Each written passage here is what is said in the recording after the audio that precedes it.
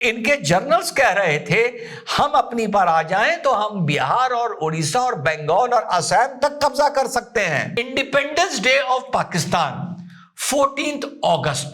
यार ये पाकिस्तान का इंडिपेंडेंस डे कैसे बनता है, मुझे आज तक ये बात समझ में नहीं आई। जब भारतीय सेना ने, जो अधिकतर पाकिस्तान की पंजाबी मुस्लिम सेना थी, जब उसका संभोग किया था, जो संभोग 16 दिसंबर को समाप्त हुआ था, जिसकी बधाई मोदी जी भारतीय सेना को 16 दिसंबर को दे रहे थे, तो बेटा तुम 17 दिसंबर को पैदा हुए थे, तुम उस संभोग की पैदाइश हो।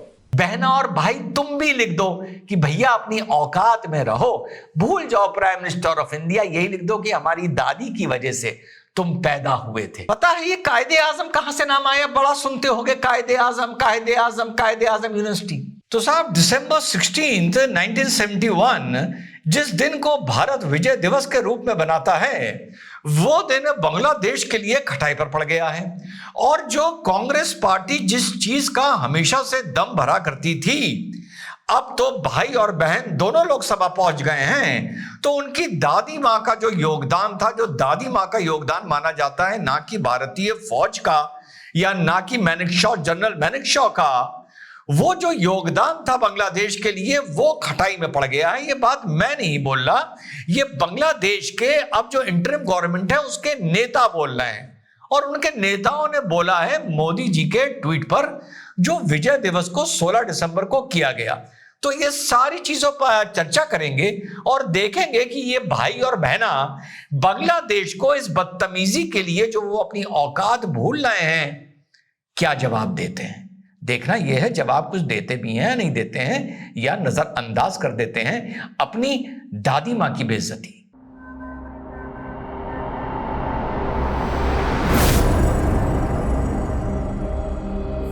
हेलो नमस्कार सत श्री अकाल अस्सलाम वालेकुम, कैसे हैं जनाब। दिन पकड़ के चलिएगा तो 16 दिसंबर को हमेशा की तरह मोदी जी भारतीय सेना का वैभव को सलाम करते हुए, उनके हौसलों को सलाम करते हुए, उनकी बहादुरी को सलाम करते हुए 16 दिसंबर को भारत में जो विजय दिवस मनाया जाता है, उसमें वो एक बहुत लंबा चौड़ा मोदी जी ट्वीट करते हैं, जिसमें वो कोई ऐसी बात नहीं करते हैं कि हमारा किसी मुल्क पर कोई एहसान है या हम बिग ब्रदर हैं या कुछ भी है। सिर्फ वो भारतीय सेना की तारीफ करते हैं और उसको सलाम करते हैं। बिल्कुल डिप्लोमेसी के हिसाब से, पॉलिटिक्स के हिसाब से, इंसानियत के हिसाब से बिल्कुल परफेक्ट ट्वीट। उसका जवाब आसिफ नजरुल देते हैं, जो इस टाइम इंटरिम गवर्नमेंट के लॉ एडवाइजर हैं, और उनके ट्वीट को बांग्लादेश की इंटरिम गवर्नमेंट के बहुत से चेहरे रीट्वीट करते हैं।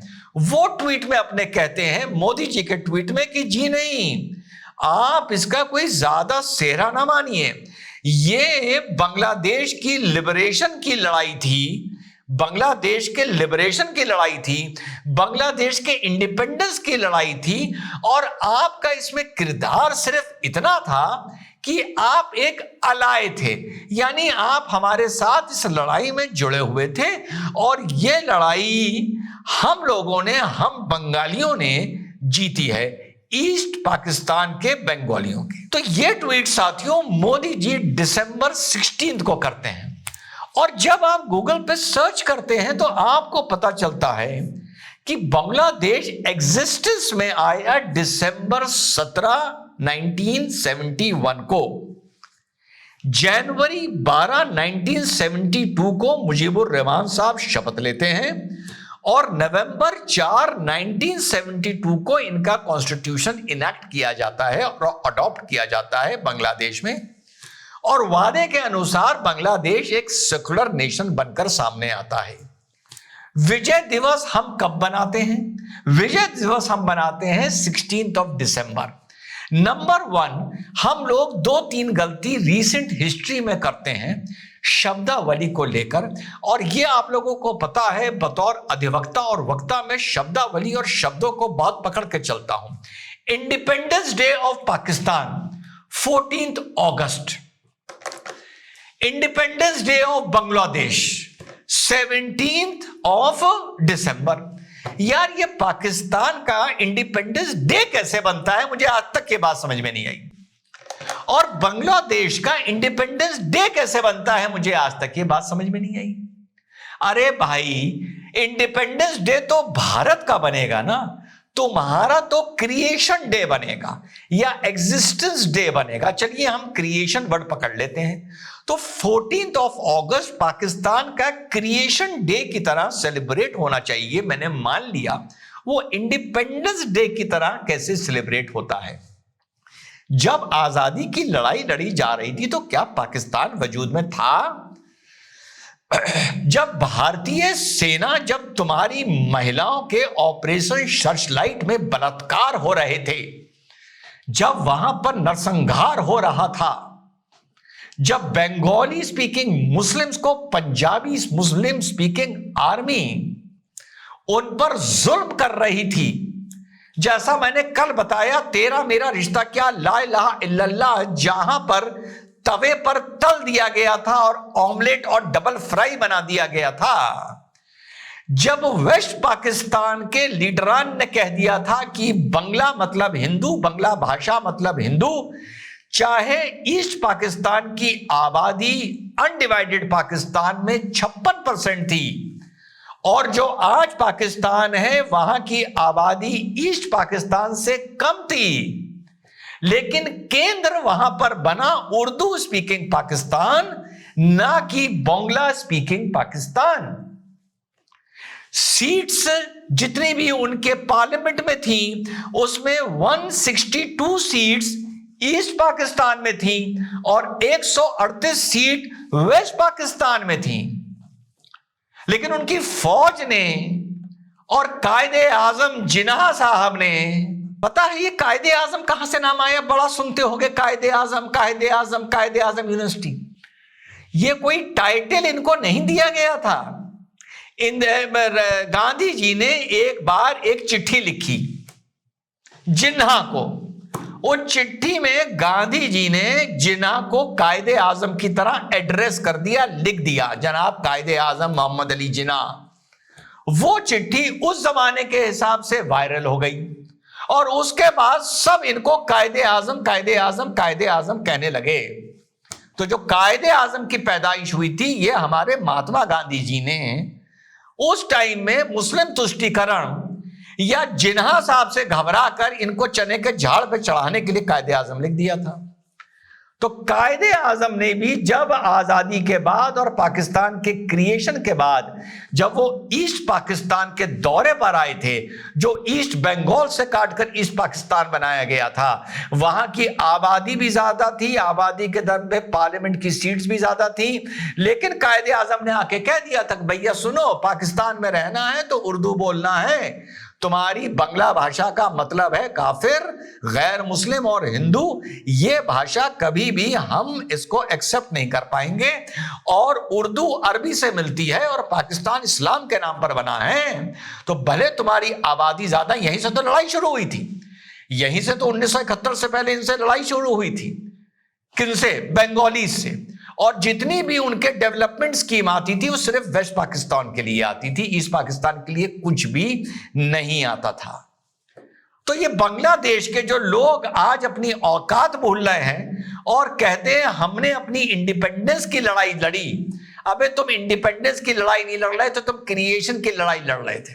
और जब तुम क्रिएशन की लड़ाई लड़ रहे थे, तुम्हारी मां बहनें बेटियों की जो वहां पर इज्जतें लूटी जा रही थी और जो भाग भाग के इंदिरा गांधी को गुहार लगा रहे थे और जो तुम भाग भाग के बॉर्डर पार कर रहे थे, जिससे भारत के लिए एक संकट खड़ा हो रहा था, तो उसके जवाब में खुद लड़ लेते ना, भाग के हमारे पास क्यों आए थे? जब भारतीय सेना ने, जो अधिकतर पाकिस्तान की पंजाबी मुस्लिम सेना थी, जब उसका संभोग किया था, जो संभोग 16 दिसंबर को समाप्त हुआ था, जिसकी बधाई मोदी जी भारतीय सेना को 16 दिसंबर को दे रहे थे, तो बेटा तुम 17 दिसंबर को पैदा हुए थे, तुम उस संभोग की पैदाइश हो।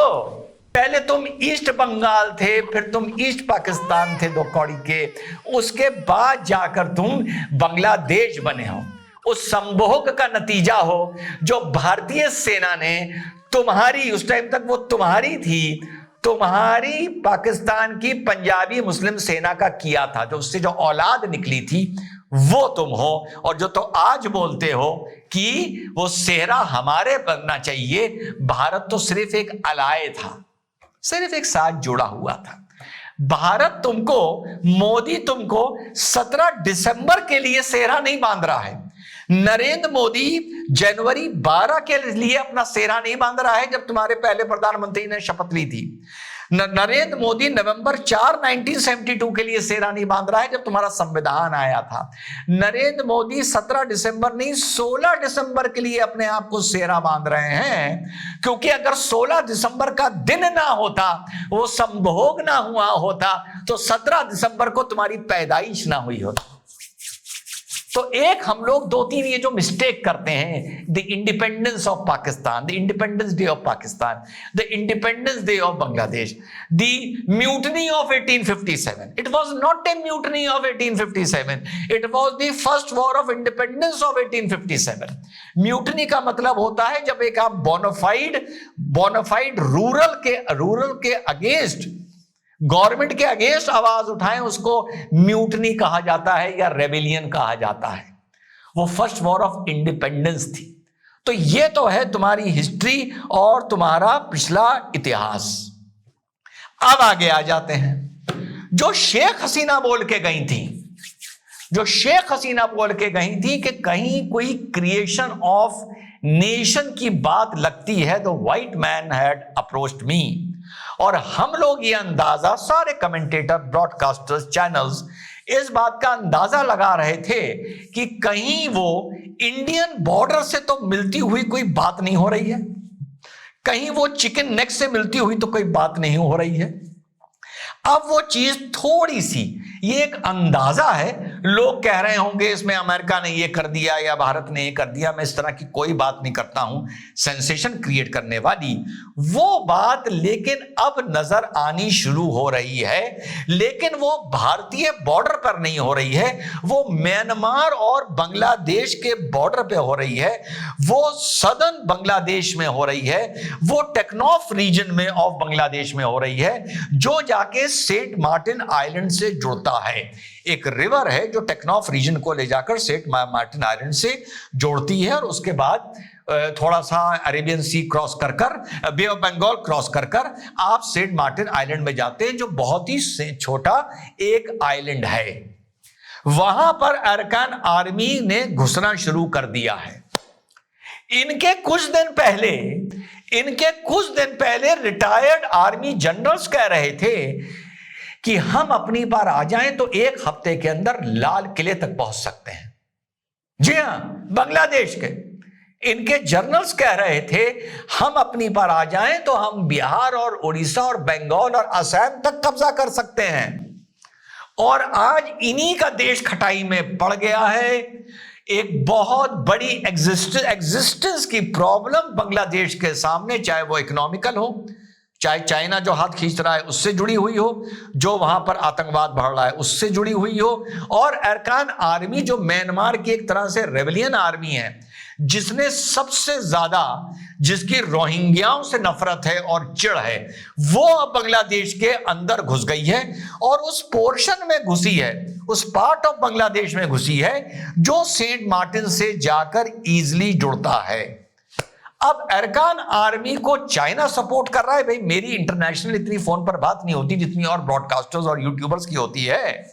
अब या अमेरिका कर रहा है या चाइना कर रहा है बे ऑफ बंगाल में सेंट मार्टिन के थ्रू अपना वर्चस्व बढ़ाने के लिए। लेकिन यस, बांग्लादेश एक प्लेग्राउंड बनता जा रहा है अमेरिका के बीच में, मुस्लिम फंडामेंटलिस्ट के बीच में, और उसके बाद चाइना के बीच में। और इसमें भारत को अपना रोल और अपना किरदार बहुत बाखूबी और बहुत बढ़ चढ़ कर निभाना चाहिए, आउट ऑफ द वे जाके निभाना चाहिए, क्योंकि आने वाले वक्त में बांग्लादेश में कोई ना कोई हरकत होगी जरूर। यह भी एक सीरिया की तरह डिस्टेबलाइज्ड नेशन साफ साफ नजर आ रहा है, और बहुत से इंटरनेशनल इंटरेस्ट और असेट्स इसमें इंटरेस्ट लेना शुरू कर रहे हैं, तो इंडियन ओशन को देखते हुए, इंडो पैसिफिक को देखते हुए, बे ऑफ बंगाल को देखते हुए इंडिया को भी बांग्लादेश में प्रोएक्टिव इंटरेस्ट लेना चाहिए। और इंडिया के पास बांग्लादेश में एक प्रोएक्टिव इंटरेस्ट लेने का एक so called humanitarian, not military, not politics, not diplomacy, एक ह्यूमैनिटेरियन एक हमारे पास एक या कारण है, वजह है, वो एक्सक्यूज नहीं है कि वहां पे हमारे लोगों के साथ जो उत्पीड़न हो रहा है, इसके चलते भारत आराम से बांग्लादेश की इस फील्ड में अपने विकेट भी गाड़ सकता है। अब कुछ लोग आएंगे जो अलग अलग ब्रॉडकास्टर्स और यूट्यूबर्स को देखकर नॉलेज गेन करते हैं कि आपको पता है सर, भारत ने अगर बांग्लादेश में कोई इंटरफेरेंस किया तो CIA इसका इंतजार कर रहा है, अमेरिका इस दिन का इंतजार कर रहा है, चाइना इस दिन का इंतजार कर रहा है।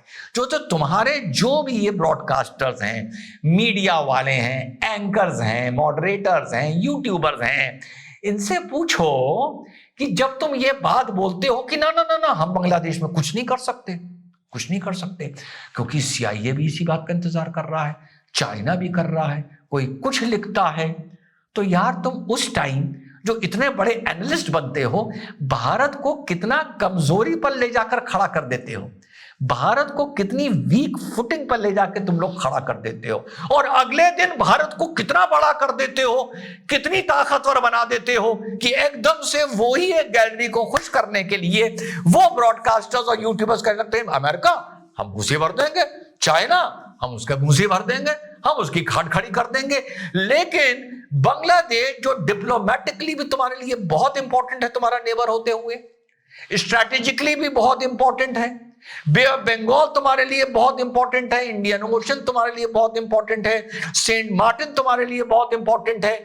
यहां पर जब इंटरफेरेंस की बात आती है तो पता नहीं कौन से जियोपॉलिटिक्स एनालिस्ट, तुम्हारे broadcasters, media persons, anchors, war experts, इनका ज्ञान लाके मुझे समझाने लगते हो कि नहीं नहीं सर ये हम नहीं कर सकते। तो भैया यहां नहीं करोगे तो क्या यूक्रेन और रशिया का युद्ध बंद कराने में अपनी एनर्जी लगाओगे क्या? पहले यहां एनर्जी लगा लो मेरे भाई, वहां एनर्जी बाद में लग जाएगी। और जो मैंने शुरू में बात बोली थी, जो दादी मां को सबसे बड़ा जो उनके सर पर मुकुट पहनाया जाता था, उनके पूरे कार्यकाल का 2-4 काम उन्होंने अच्छे किए। जैसे आपका ऑपरेशन मेघदूत सियाचिन ग्लेशियर वाला बहुत अच्छा किया, सिक्किम को जो लिया गया बहुत अच्छा किया। लेकिन सबसे मजबूत माना जाता है कांग्रेसियों की अगर हम बात पर यकीन करें तो वो माना जाता है 71 की लड़ाई जो भारत ने करी और बांग्लादेश पर एहसान करके इसको एक नेशन को क्रिएट करवाया। अब जब मोदी जी के ट्वीट पर वहां के लॉ एडवाइजर ये बात लिख रहे हैं, तो तुम कभी पैलेस्टीन का बैग उठाने वाली, कभी तुम बंगाल का हिंदू और ईसाइयों का बैग उठाने वाली, तो उस ट्वीट पर रीट्वीट करके बहना और भाई तुम भी लिख दो कि भैया अपनी औकात में रहो, भूल जाओ प्राइम मिनिस्टर ऑफ इंडिया, यही लिख दो कि हमारी दादी की वजह से तुम पैदा हुए थे। पैदा वैसे दादी की वजह से नहीं हुए थे, पैदा उसी वजह से हुए थे जो मैंने आज आप लोगों को बताया।